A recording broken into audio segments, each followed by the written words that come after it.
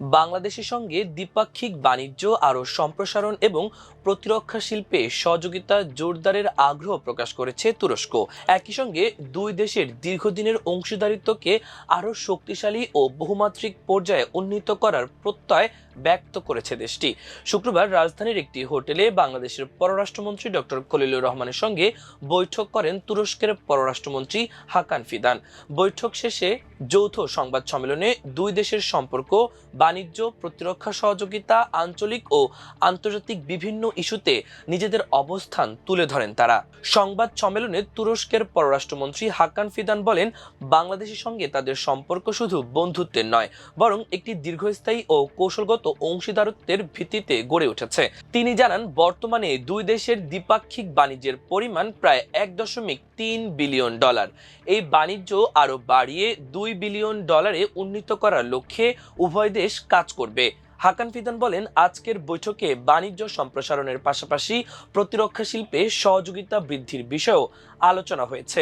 দুই দেশের প্রতিরক্ষা শিল্পের উন্নয়ন ও সহযোগিতা জোরদারে প্রয়োজনীয় পদক্ষেপ নেওয়া যেতে পারে বলেও মন্তব্য করেন তিনি। এ বিষয়ে সম্ভাব্য বিভিন্ন ক্ষেত্রে একে একে পর্যালোচনা করা হয়েছে বলে জানান তুরস্কের পররাষ্ট্রমন্ত্রী। এ সময় বাংলাদেশের আন্তর্জাতিক অঙ্গনে ক্রমবর্ধমান ভূমিকার প্রশংসা করেন হাকান ফিদান। তিনি বলেন, জাতিসংঘের সাধারণ পরিষদের সভাপতি নির্বাচনে বাংলাদেশের বিজয় দেশের জন্য একটি গুরুত্বপূর্ণ অর্জন।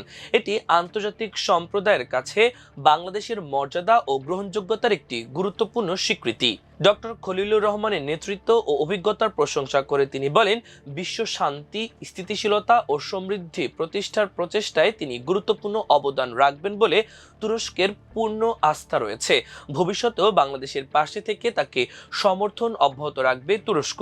তুরস্কের পররাষ্ট্রমন্ত্রী আরও বলেন, 2026 সালের 12 ফেব্রুয়ারি শান্তিপূর্ণ পরিবেশে অনুষ্ঠিত নির্বাচন ও গণভোটের মাধ্যমে বাংলাদেশ একটি নতুন যুগে প্রবেশ করেছে। এই অগ্রযাত্রায় তুরস্ক সন্তোষ প্রকাশ করেছে। বৈঠকে আন্তর্জাতিক সংস্থা, আঞ্চলিক সহযোগিতা এবং বৈশ্বিক নানা ইস্যুতেও আলোচনা হয়েছে। দক্ষিণ এশিয়ায় স্থিতিশীলতা, শান্তি ও নিরাপত্তা রক্ষায় বাংলাদেশের গুরুত্বপূর্ণ ভূমিকার কথা উল্লেখ করে হাকান ফিদান বলেন, বাংলাদেশ গ্লোবাল সাউথের একটি শক্তিশালী কণ্ঠস্বর এবং আন্তর্জাতিক অঙ্গনে দেশটির গুরুত্ব ক্রমেই বাড়ছে।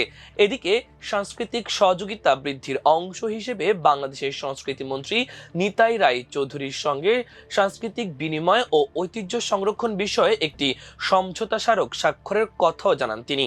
এই উদ্যোগ দুই দেশের জনগণের মধ্যে সম্পর্ক আরও গভীর করবে বলে আশা প্রকাশ করেন তুরস্কের পররাষ্ট্রমন্ত্রী। রোহিঙ্গা সংকট নিয়েও কথা বলেন হাকান ফিদান। তিনি বলেন, 1 দশকের কাছাকাছি সময় ধরে বাংলাদেশ 10 লক্ষেরও বেশি রোহিঙ্গাকে আশ্রয় দিয়ে মানবতার এক অনন্য দৃষ্টান্ত স্থাপন করেছে। রোহিঙ্গা সংকটের একটি ন্যায়সঙ্গত ও স্থায়ী সমাধান খুঁজে বের করতে তুরস্ক সংশ্লিষ্ট দেশ ও আন্তর্জাতিক সংস্থাগুলোর সঙ্গে সমন্বয় করে কাজ করছে। একই সঙ্গে আন্তর্জাতিক সম্প্রদায়ের আলোচনায় বিষয়টিকে সক্রিয় রাখতে অব্যাহত প্রচেষ্টা চালিয়ে যাচ্ছে দেশটি। এদিকে বাংলাদেশে বিনিয়োগ করতে এবং বিশেষ অর্থনৈতিক অঞ্চল প্রতিষ্ঠার জন্য তুরস্ককে প্রস্তাব দেওয়া হয়েছে বলে জানিয়েছেন পররাষ্ট্রমন্ত্রী ডক্টর খলিলুর রহমান। তিনি বলেন, তুরস্কের পররাষ্ট্রমন্ত্রীকে বাংলাদেশে বিদেশি বিনিয়োগকারীদের জন্য প্রণোদনা সম্পর্কে জানিয়েছি এবং সম্ভাব্য তুর্কি বিনিয়োগকারীদের বাংলাদেশের বিভিন্ন অর্থনৈতিক অঞ্চল এবং বিশেষ অর্থনৈতিক অঞ্চলে বিনিয়োগ করার জন্য আমন্ত্রণ জানিয়েছি। আমরা বাংলাদেশে একটি বিশেষ অর্থনৈতিক অঞ্চল প্রতিষ্ঠায় তুরস্ককে প্রস্তাব দিয়েছি। উল্লেখ্য, তুরস্কের পররাষ্ট্রমন্ত্রী হাকান ফিদান 3 দিনের সরকারি সফরে বৃহস্পতিবার রাতে ঢাকায় পৌঁছান। তার এই সফরকে বাংলাদেশ তুরস্ক সম্পর্কের নতুন সম্ভাবনা ও সহযোগিতার ক্ষেত্র সম্প্রসারণের গুরুত্বপূর্ণ পদক্ষেপ হিসেবে দেখা হচ্ছে।